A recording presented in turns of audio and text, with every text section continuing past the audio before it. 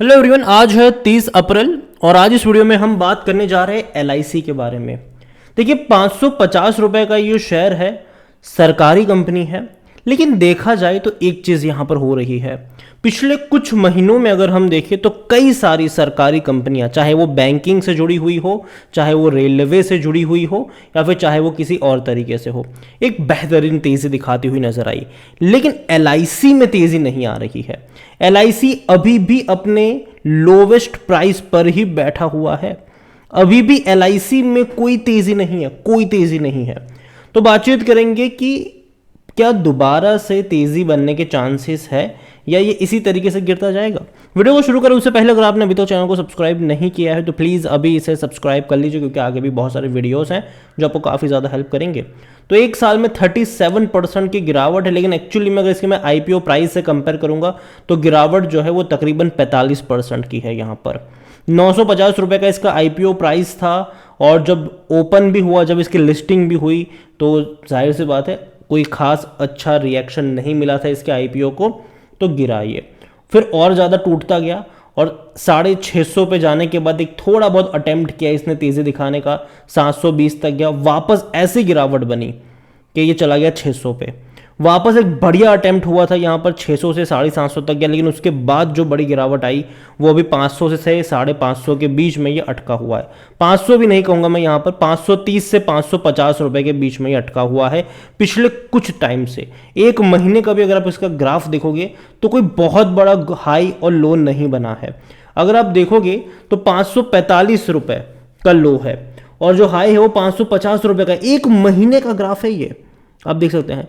कोई कोई कोई नहीं है यहाँ पर मूव। यहाँ पर पिछले एक महीने में ये 545 का लो बना रहा है और 550 का हाई बना रहा है ये शेयर। मुश्किल से 6 या 7 रुपए का प्राइस रेंज है इसका, जो कि देखा जाए तो बिल्कुल भी मूव नहीं है, लेकिन एक सपोर्ट बन रहा है, ये हम कह सकते हैं कि 550 के आसपास एक सपोर्ट बन रहा है। अगर कंपनी की बात करें, एलआईसी की बात करें, तो वॉल्यूम इसके 12 लाख से भी ज़्यादा के देखने को मिल रहे हैं और एलआईसी में according to Moneycontrol user 100% लोग कह रहे खरीदारी करो। देखो, मुझे लगता है कि जिस तरीके से यहाँ पर मूव बन रहा है, डेफिनेटली इस रेंज से खरीदारी के मौके मिल सकते हैं। लेकिन वीडियो को पूरा जरूर देखेगा, मैं क्या कहने की कोशिश कर रहा हूँ यहाँ पर किस तरीके से। अगर हम बात करें कंपनी के डिविडेंड की, तो देखो, हर सरकारी कंपनी जो अच्छा पैसा छापती है ना, वो भारी भरकम डिविडेंड पे करती है, लेकिन एलआईसी ने ऐसा नहीं किया। पिछले साल सिर्फ 1.5 रुपये का डिविडेंड पे किया था और जब डिविडेंड अनाउंस हुआ था तो काफ़ी लोग नाराज़ भी हुए थे कि यार पैसा कमाते हैं इतना ज़्यादा, प्रॉफिट अगर आप देखोगे तो आसमान पे चढ़े हुए हैं, 4,000 करोड़ का प्रॉफिट है। लेकिन एक्चुअली में प्रॉफिट और भी ज़्यादा है। अगर हम अभी 2023 की बात करें तो आप इनका प्रॉफिट देखो, 15,000 करोड़, 6,000 करोड़ क्वार्टरली प्रॉफिट, इससे पहले कम थे। और रेवेन्यू भी अगर हम देखेंगे तो बेहतर तेज़ी इनके रेवेन्यू में आई थी, लेकिन बाद में धीरे धीरे अब रेवेन्यू सेटल हो रहे हैं। 2 लाख करोड़ के आसपास के रेवेन्यू क्वार्टरली दिखा रहा है। लेकिन देखो, प्रॉब्लम पता है क्या है एलआईसी के साथ, कि जो बिजनेस में कंपनी है ना, मार्केट लीडर है डेफिनेटली। इंश्योरेंस की अगर हम बात करें तो मार्केट लीडर एलआईसी ही है अभी भी, लेकिन इनका मार्केट शेयर जो है ना वो साल दर साल घटता जा रहा है और जो प्राइवेट प्लेयर्स है उनका मार्केट शेयर बढ़ता जा रहा है। तो ये एक कंसर्न है यहाँ पर। दूसरी बड़ी बात कि एलआईसी भैया भारत का सबसे बड़ा इन्वेस्टर अगर कोई है तो वो एलआईसी है। एलआईसी की होल्डिंग कई जगह पर है, कई कंपनियों में एलआईसी अपना हिस्सा रखती है। अदानी के केस में जब गिरावट आई थी तो एलआईसी को सबसे ज़्यादा नुकसान हुआ था, क्योंकि एलआईसी ने भी बहुत बड़ा पैसा अदानी में रोक के रखा हुआ था। और भी कई सारी सरकारी कंपनियों में एलआईसी निवेश करके रखी है। और एलआईसी, आप देखिए कि अगर वहाँ पे तेज़ी आती है तो एलआईसी का इन्वेस्टमेंट बढ़ेगा। और पिछले कुछ महीनों में जिस तरीके से बाजार ने रिएक्ट किया है, बाजार एक बाउंस बैक की तरफ आगे बढ़ा है, डेफिनेटली एलआईसी का भी जो ओवरऑल इन्वेस्टमेंट है वो भी बढ़ा होगा यहाँ पर। लेकिन फिर भी शेयर प्राइस में वो मोमेंटम नहीं बनता हुआ नजर आया और मुझे लगता है कि अब बनना चाहिए मोमेंटम। हालांकि लगातार गिरता जा ज़रूर रहा है ये, और बहुत ही कम टाइम में, अगर आप इसी साल की बात करें तो 750 से गिरता हुआ नीचे आया है। और अभी आप देखो तो एक सपोर्ट बन रहा है यहाँ पर, 550 रुपए के आसपास एक सपोर्ट बन रहा है। एक महीने से ये इसी रेंज के आसपास है। अगेन मैं ये ज़रूर कहूँगा यहाँ पर कि टाइम लेगा ये, ठीक है, ऐसा नहीं है कि टाइम नहीं लेगा, टाइम लेगा ये। और मुझे लगता है कि एलआईसी में एक बहुत बड़ा मूव तब भी आएगा जब आईडीबीआई बैंक का प्राइवेटाइजेशन होगा, क्योंकि एलआईसी बहुत बड़ी क्वांटिटी वहाँ पे खरीद के रखे हैं और अगर सही वैल्यूएशन के ऊपर आईडीबीआई बैंक को बेच पाते हैं और आईडीबीआई बैंक में कोई बड़ा इन्वेस्टर आता है तो भी इनका फ़ायदा होगा यहाँ पर, मतलब कोई बड़ा बैंक अगर आईडीबीआई बैंक को खरीद लेता है तो, क्योंकि जाहिर सी बात है एक बहुत बड़ी क्वांटिटी यही बेचेंगे ज़रूर वहाँ पर और एक पैसा भी आएगा, लेकिन साथ में एक बहुत बड़ी क्वांटिटी वो होल्ड करके भी रखेंगे और अगर कोई बड़ा प्लेयर आता है तो उनके शेयर प्राइस की भी कीमतें बाद में बढ़ जाएगी। तो ये एक चांसेस है एलआईसी को लेकर। और देखो यह भारत के इन्वेस्टर, अगर आपको लगता है कि भारत में स्टॉक मार्केट में एक बड़ी रफ्तार आप एक्सपेक्ट कर रहे हो तो एलआईसी में भी एक बड़ी रफ्तार एक्सपेक्ट करोगे।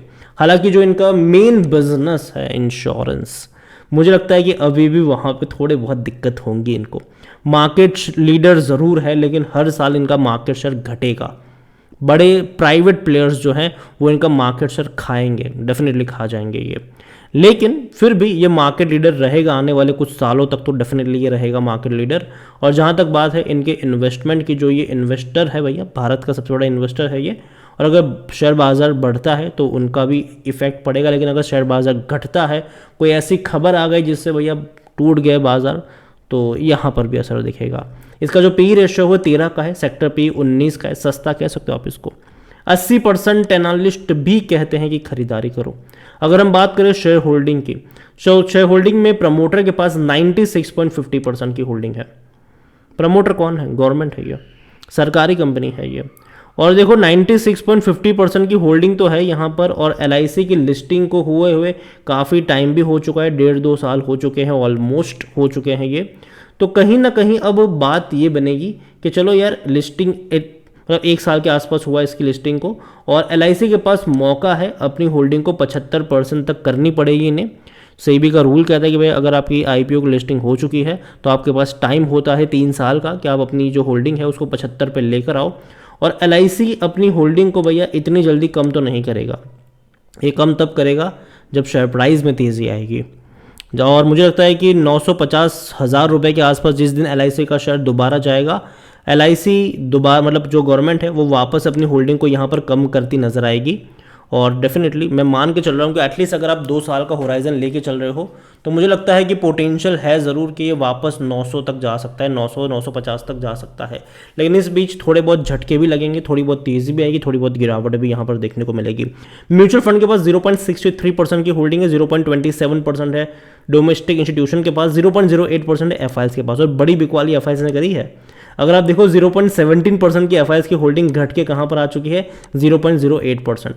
हालांकि म्यूचुअल फंड की होल्डिंग भी थोड़ी बहुत घटी है, 0.66 से 0.63 पर आई है। डोमेस्टिक वालों ने भी थोड़ी बहुत होल्डिंग बढ़ाई है अपनी, 0.25 से 0.27 पर आ चुके हैं। रिटेल उसके बाद बहुत बड़ी क्वांटिटी में 2.04% की बड़ी होल्डिंग रिटेल इन्वेस्टर से लेकर बैठे हुए हैं। अदर पार्टीज के पास 0.49% की होल्डिंग देखने को मिल रही है।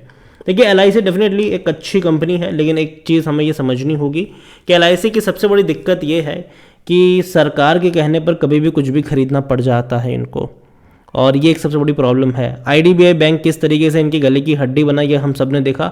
आईडीबीआई बैंक को आपको बताने होगा कि इन्होंने किस प्राइस पे खरीदा था, और आज भी वो प्राइस पर ये पहुंचा नहीं है आईडीबीआई बैंक का शेयर। हालांकि अगर तेज़ी आती है तो शायद वहाँ तक पहुँच भी जाएगा, लेकिन अब खुद सोचो कि कितने साल से खरीदा हुआ है, अब जाके वहाँ पर पहुँचने की कगार पे होगा, मतलब अपने जिस प्राइस की बाइंग है वहाँ पे पहुँचेगा ये। अब कौन खरीदेगा वो भी देखने वाली बात होगी। तो अभी तो सिंपल मैं एलआईसी को लेकर कहूँगा कि अगर आपके पास है तो रखे रहो, और जहाँ तक बात है खरीदारी की, डेफिनेटली अब यहाँ से मौके बन सकते हैं, क्योंकि एक अच्छा सपोर्ट, एक अच्छा बेस बनता नज़र आ ज़रूर रहा है यहाँ पर। तो खरीदारी करिए, बने रहिए। फ्रेश बाइंग की जहाँ तक बात है थोड़ा थोड़ा करके ऐड करेगा, क्योंकि अभी भी बॉटम बना नहीं है, अभी भी कुछ चीज़ें परेशान करेगी इसको। और यही वजह है कि लॉन्ग टर्म का आउटलुक हो तो डरने वाली बात मुझे अभी नहीं लग रही है, बल्कि मुझे लगता है कि अब मौके हैं। जब इसका आईपीओ आ रहा था मैंने कहा था मत खरीदना, जब 800 पे था, 700 पे था, 600 पे था, मैंने कहा था कि मत खरीदना। लेकिन अभी मैं पहली बार एलआईसी में बात कर रहा हूँ बाइंग को लेकर कि हाँ अब शायद यहाँ पर चीज़ें टर्न अराउंड हो सकती है। तो बाकी मर्जी आपकी है। वीडियो को यहीं पे एंड करूँगा। पसंद आया हो तो लाइक करो, शेयर करो। चैनल अगर आप पहली बार हैं तो प्लीज़ सब्सक्राइब करें, और एलआईसी के बारे में क्या सोचते हैं वो भी आप मुझे कमेंट में लिखकर बता सकते हैं। Thank you.